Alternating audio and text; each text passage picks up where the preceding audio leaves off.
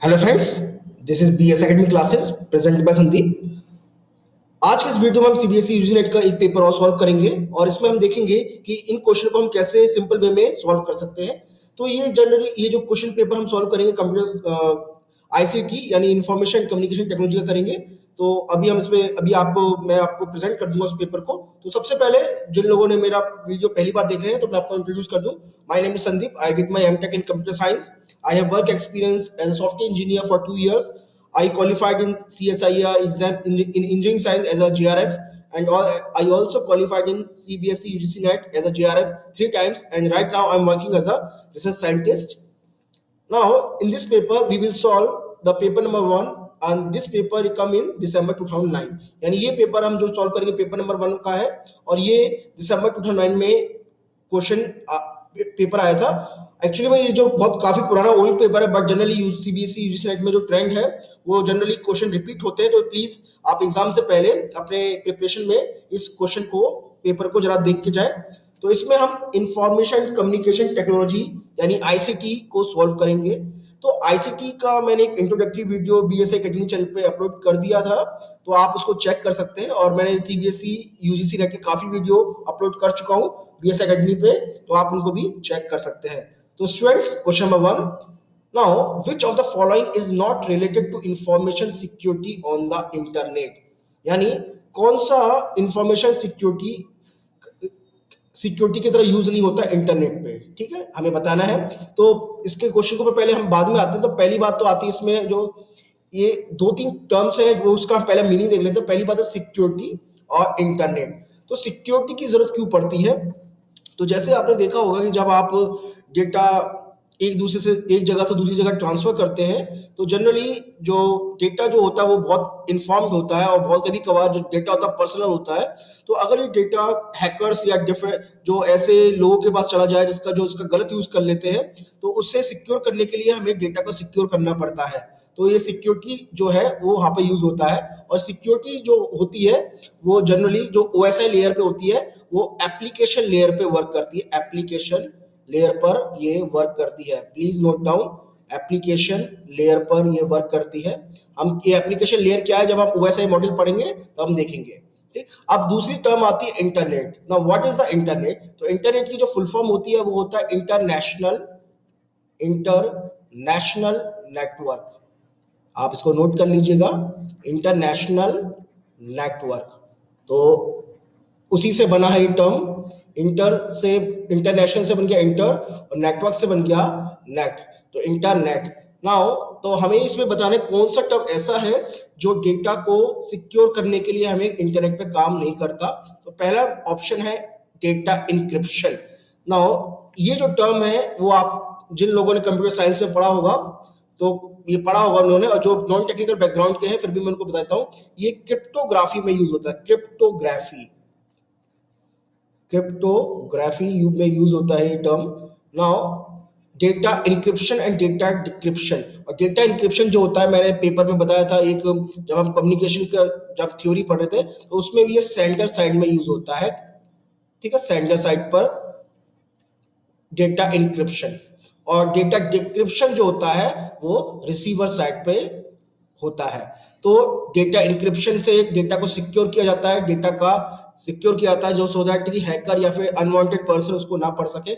उसी तरह से वाटर मार्किंग आपने देखा होगा, काफी सारी जो पीडीएफ होते हैं, वर्ड डॉक्यूमेंट्स होते हैं, उस पे पीछे एक लोगो लगा होता है। इस तरह से देखा होगा, कभी कभार डायगोनल में, कभी कभार हॉरिजॉन्टल में, कभी कभार वर्टिकल में। तो इस तरह के डेटा जो लोगो होते हैं उनको वाटर मार्किंग कहते हैं। और डेटा हाइडिंग ये भी एक तरह की टेक्निक है। टेक्निक क्या, ये एक जनरल वर्ड है, तो ये भी एक तरह से डेटा को इन्फॉर्म को सिक्योर करने में आती है।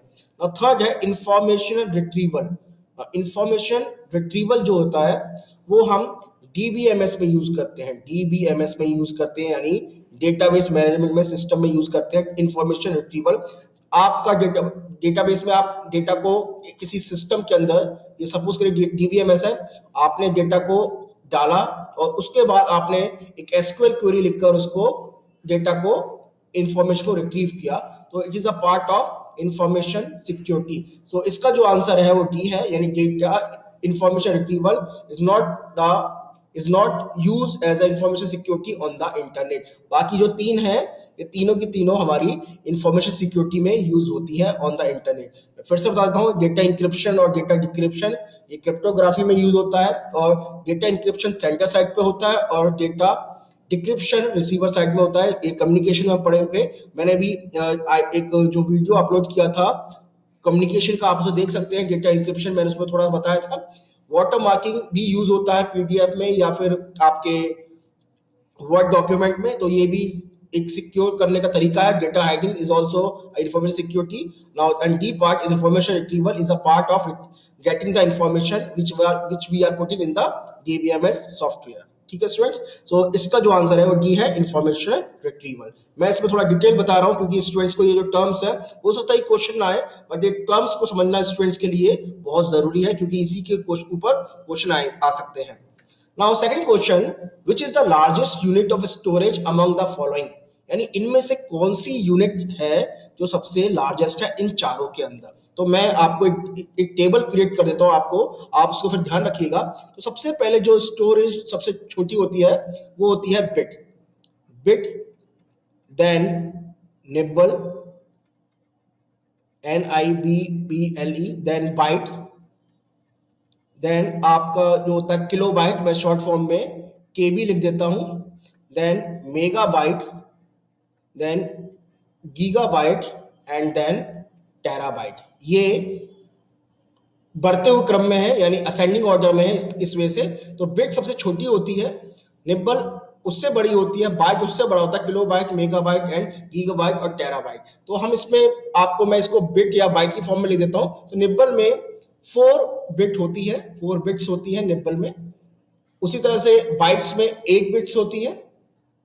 ये स्टूडेंट्स याद करें, रख लें। जो नॉन टेक्निकल स्टूडेंट्स हैं उनके लिए थोड़ा जरूरी है क्योंकि टेक्निकल स्टूडेंट्स को तो ये बहुत इजी लगता है, बट जो नॉन टेक्निकल बैकग्राउंड के स्टूडेंट्स हैं उनको प्लीज इस पर जरा ध्यान दीजिएगा। किलो बाइट के अंदर 1024 बाइट्स होती है, BYTE बाइट्स होती है। मेगा बाइट्स के अंदर 1024 किलो बाइट्स होती है, और गीगा बाइट्स के अंदर 1024 मेगा बाइट्स होती है, और टीबी के अंदर 1024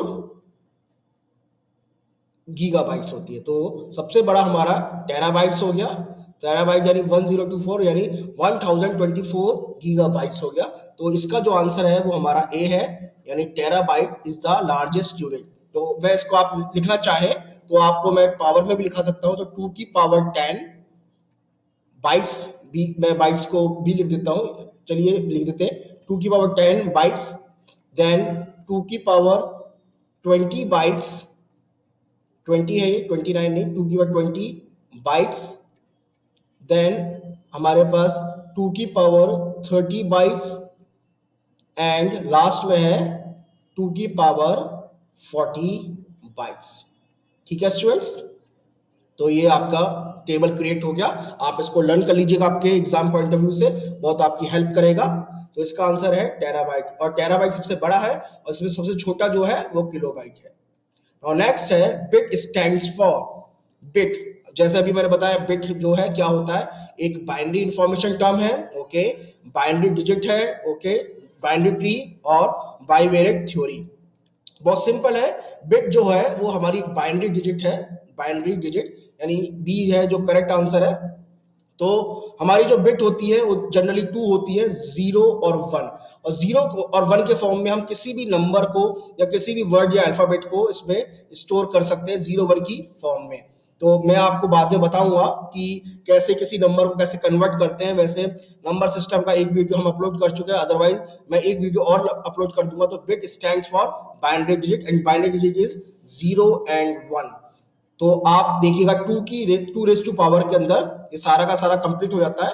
तो ये आपके सामने फ्यूचर में आपके लिए ये वाला वीडियो हम प्रेजेंट कर देंगे। Now next is which one of the following is not a linear data structure. Linear data structure कौन सा नहीं है इसमें, देन हमारा लीनियर डेटा स्ट्रक्चर क्या है, इसके बारे में हम डिटेल में फ्यूचर के वीडियो में पढ़ेंगे। लीनियर डेटा स्ट्रक्चर मैं आपको बता देता हूं। तो पहला है array, then binary tree, queue and stack. ठीक, तो इसमें से जो लीनियर डेटा स्ट्रक्चर के जो एग्जांपल है पहले लीनियर डेटा स्ट्रक्चर के एग्जांपल देख लेते हैं, ये आपके एग्जाम के पॉइंट ऑफ व्यू से इंपॉर्टेंट है। तो लीनियर स्ट्रक्चर जो है, लीनियर डेटा स्ट्रक्चर आप एक तरह से एरे होता है आपका, इसके बाद क्यू, ये भी लीनियर स्ट्रक्चर होता है इसका, और स्टैक, ये तीनों का लीनियर डेटा स्ट्रक्चर है। आपका बाइनरी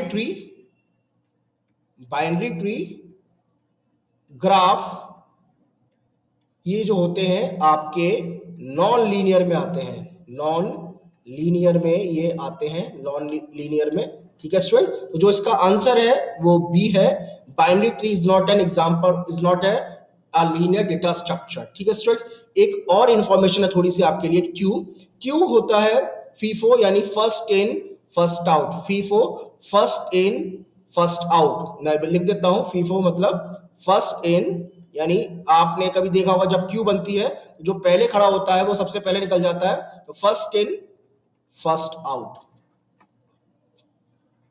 फर्स्ट आउट। फिर स्टैक को कहते हैं LIFO, LIFO, LIFO, last in first out, last in first out.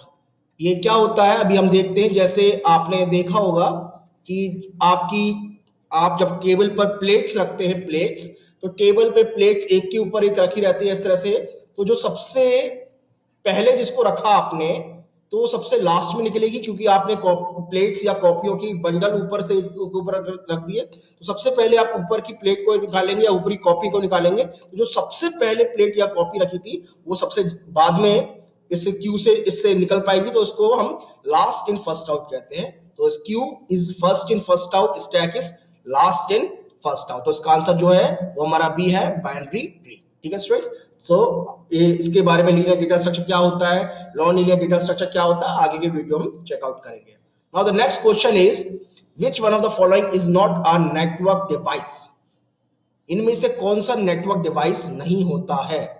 Router, ये एक तरह का नेटवर्क डिवाइस है, स्विच भी है, हब भी है, बट सीपीयू नहीं है, तो इसका आंसर डी है, सीपीयू। तो इसकी फुल फॉर्म लिख लेते हैं हम पहले, सेंट्रल प्रोसेसिंग यूनिट, बहुत सिंपल है, ये तो शायद नॉन टेक्निकल बैकग्राउंड स्टूडेंट्स को भी आती थी, सेंट्रल प्रोसेसिंग यूनिट। ठीक है स्टूडेंट्स, और बाकी जो आपके सामने है राउटर, स्विच और हब, ये आपके डिवाइसेस यूज होते हैं जब आप इंटरनेट या लैन से किसी को कनेक्ट होते हो, इंटरनेट या लैन से कनेक्ट करते हो अपने आप को, तो इसमें इन स्विच की हमें जरूरत पड़ती है, हब, स्विच और राउटर। तो ये कौन कौन सी लेयर पे काम करते हैं, कौन कौन से प्रोटोकॉल इस पे वर्क करते हैं, आगे ये फ्यूचर वीडियो हम देखेंगे। तो राउटर, स्विच और हब, आपने देखा होगा कि एक हमारे पास एक हब होता है, लोग उसे स्विच भी कहते हैं, बट ये हब है, सेंटर में एक हब होता है, और डिफरेंट डिफरेंट वायर्स इस पे से निकल रहे होते हैं, तो उसको हम एक तरह का नेटवर्क डिवाइस होता है। ठीक है स्टूडेंट्स, आगे के फ्यूचर वीडियो में हम इसको चेकआउट करेंगे। तो नेटवर्क डिवाइस, इनमें से कौन सा नेटवर्क डिवाइस नहीं है? ये सीपीयू नेटवर्क डिवाइस नहीं है। Now next is, a compiler is used to convert the following to object code which can be executed। यानी कंपाइलर का काम क्या होता है? हमने पहले की वीडियो में देखा था कि कंपाइलर जो होता है वो high level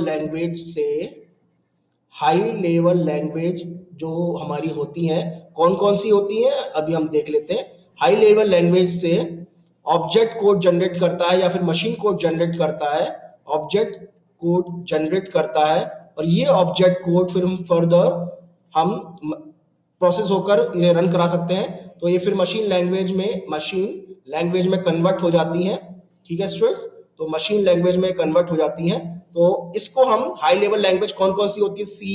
C plus plus, जावा, ये सारी की सारी जो होती है हमारी वो हाई लेवल लैंग्वेज होती है। तो कंपाइलर का जो काम होता है वो हाई लेवल लैंग्वेज से मशीन लैंग्वेज में कन्वर्ट करना होता है, या फिर आपसे ऑब्जेक्ट कोड कह सकते हैं। तो जो इसका आंसर है वो हाई लेवल लैंग्वेज है। ठीक है स्टूडेंट, तो A is the correct answer. Low level language नहीं था इसका, असेंबली लैंग्वेज नहीं था, और नेचुरल लैंग्वेज भी नहीं था। ये चारों जो लैंग्वेज है, क्या किस तरह की लैंग्वेज है हम आगे देखेंगे जब हम लैंग्वेजेस को हम पढ़ेंगे।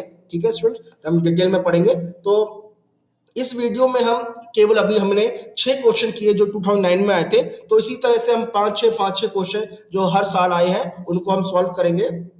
तो काफी वीडियो में इस आईसीटी के इंफॉर्मेशन एंड कम्युनिकेशन टेक्नोलॉजी के अपलोड कर चुका हूं, और भी हम फ्यूचर में अभी जल्दी से करने वाले हैं। हम सारे जितने भी हमारे पास सब्जेक्ट्स बचे हैं, जैसे आईसीटी है, टीचिंग एप्टीट्यूड है, और आपका रीजनिंग एप्टीट्यूड है, एनवायरमेंट साइंस है, रिसर्च मेथोडोलॉजी है, सभी की वीडियो को मैं प्रीवियस ईयर क्वेश्चन पेपर को अपलोड करने की पूरी कोशिश करूंगा आपके एग्जाम से पहले, सो दैट कि आप उन्हें एक बार रिवाइज कर लें और आप अपनी प्रिपरेशन को अपडेट रखें। तो स्टूडेंट्स, आपका जो एग्जाम है 22 जनवरी को है 2017 को, तो प्लीज उसके लिए आप प्रिपेयर कीजिए। और अगर आपकी फिर भी आपको कोई डाउट है या फिर किसी भी तरह का कोई वीडियो ऑन डिमांड क्रिएट कराना है, so you can mail me at my email ID sandeep2006@gmail.com। ठीक है स्टूडेंट्स, आप so please subscribe the channel for more videos.